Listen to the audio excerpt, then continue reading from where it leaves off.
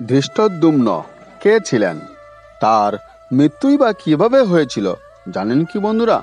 চলুন বন্ধুরা আজ জেনে নেওয়া যাক কে ছিলেন ধৃষ্টদ্যুম্ন এবং তার শেষ পরিণতি কি হয়েছিল।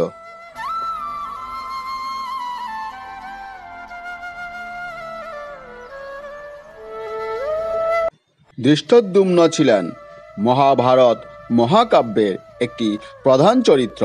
তিনি ছিলেন পাঞ্চাল রাজ দ্রুপদের পুত্র এবং পাণ্ডবদের সাথে বিবাহিত দ্রৌপদীর ভাই।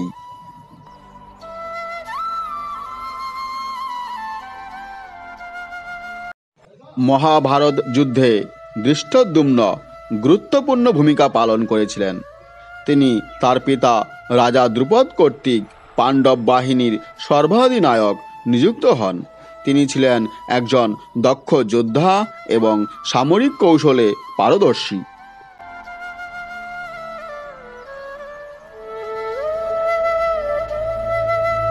কৌরবদের পক্ষে যুদ্ধরত মহান যোদ্ধা দ্রোণকে হত্যা করার জন্য ধৃষ্টদ্যুম্ন সবচেয়ে বেশি পরিচিত।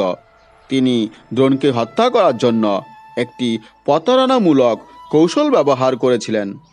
দ্রোণের পুত্র অশ্বত্থামাকে আক্রমণ করার জন্য তিনি তার সৈন্য পাঠালেন এবং দ্রোণকে মিথ্যা তথ্য দিলেন যে তার পুত্র যুদ্ধে নিহত হয়েছে।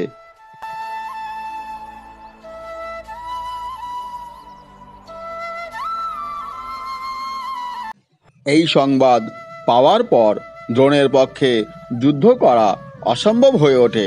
পুত্র শোকে দ্রোণ যখন শোকমগ্ন, ঠিক সেই সময় সেই সুযোগকে কাজে লাগিয়ে ধৃষ্টদ্যুম্ন গুরু দ্রোণের মস্তক ছেদন করেন।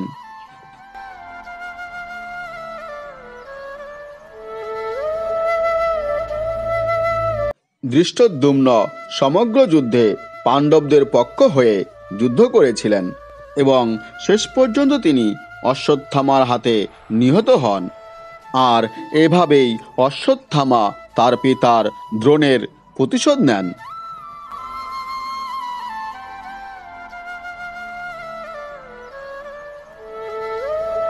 হ্যালো ফ্রেন্ডস, মহাভারত কথায় আজ শোনালাম ধৃষ্টদ্যুম্নের সংক্ষিপ্ত জীবন কাহিনী। এই ভিডিওটি আপনাদের কেমন লেগেছে? যদি ভালো লেগে থাকে তাহলে অবশ্যই লাইক, শেয়ার এবং কমেন্ট করবেন আর চ্যানেলটি অবশ্যই সাবস্ক্রাইব করবেন যাতে নতুন কোনো ভিডিও আপলোড হলে সঙ্গে সঙ্গে আপনাদের কাছে তার নোটিফিকেশন পৌঁছে যায়। ভালো থাকবেন বন্ধুরা, দেখা হয় পরবর্তী ভিডিওতে। আজকের মতো এ পর্যন্তই।